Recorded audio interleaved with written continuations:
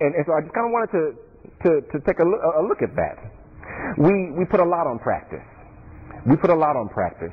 And I believe that there is a purpose for rituals. I believe there is a purpose for ceremony. I believe there is a purpose for a lot of traditions and a lot of practices, but we have to have the proper God-given perspective about what we do with our flesh and call it spiritual. Yeah? Yeah? And that we never try to say that we are something or that we have something because of an act that we perform. Yeah? Yeah?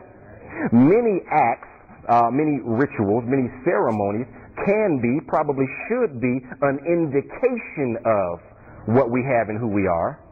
But the act itself does not provide the identity or the provision. Yeah?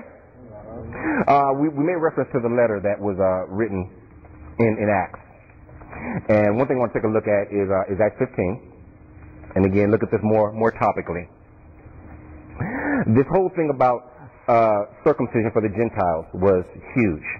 And this whole thing about adhering to Moses' law and the ceremonies and traditions of the rabbinic religion, huge at the time, and just how Jewish do you have to be able to be Christian and all that kind of stuff. And when we get around verse 19, where we know that the council has been discussing this and praying about this and looking at the scriptures, in verse 19 it says, "It is my judgment, therefore, that we should not make it difficult for the Gentiles who are turning to God." Looking back at the Galatians 2, where it says Peter's error, the Jews' error, is that they were getting away from, they were not in line with the truth of the gospel, coupling it with this, and getting out of line with the truth of the gospel. They are starting to promote things and push things and insist upon things that are going to make it difficult for other people to find Christ. Amen? Amen? The idea is more or less that Christ teaches that he stands at the door and knocks, and that the willing heart has to open the door and receive him.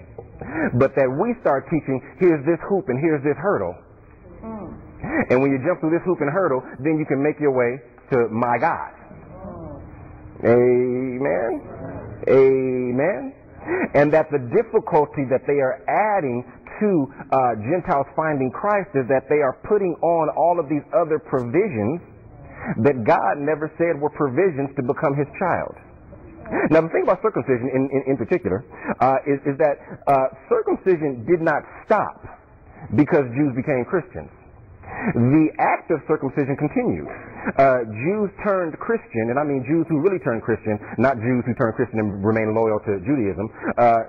Somebody talked about that this morning. Jews turned Christian who really turned Christian, they still circumcise their children. They still circumcise their children. And it became more of a cultural identification, and they took away from what they originally had placed the religious significance on it. And so where now circumcision may still identify you as nationality a Jew, it does not identify you as spiritually God's chosen people. Amen? And so is it a sin for people not to be circumcised? No, it's not.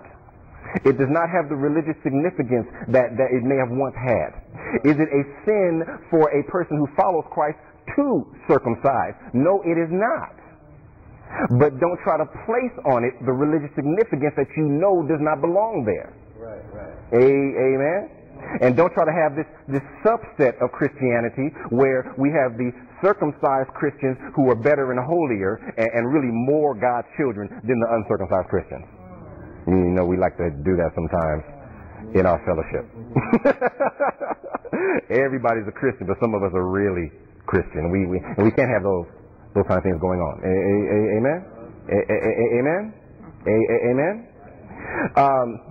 John 6, Jesus said that the work of God is to believe, and to believe in the one that God sent. Now Jesus was responding to a question. The question was, what do I have to do the work of God? What is required of me to do the work of God. And the work that each of us has to do is to believe and believe that Jesus is the one that God sent. And trust me, when we start working on that and that alone, that's a whole lot of work to do. Because believing that Jesus is God sent, the God sent Savior, that's stuff about me that has to change because that's true. I can't look to Jesus and say, you are the God sent Savior, and continue being who I've been for so long. That's hypocritical. That's being Peter. Amen? So there are thoughts that I hold and harbor that I have to work on. And just because I now begin to accept the fact that Jesus is the God-sent Savior, that doesn't knock that thought out of my head. That doesn't knock those habits out of my body. And any time that I do not focus my flesh is going to lean back to what it normally does on its own, and I'm going to have these Peter moments where I'm going to be hypocritical, and I'm going to go along with the crowd, and I'm going to be a respecter of persons, and any other thing that the flesh would naturally do if I'm not focusing my flesh on the very fact that Jesus is the Son of God, and I have to start changing things about who I am because He's the Son of God.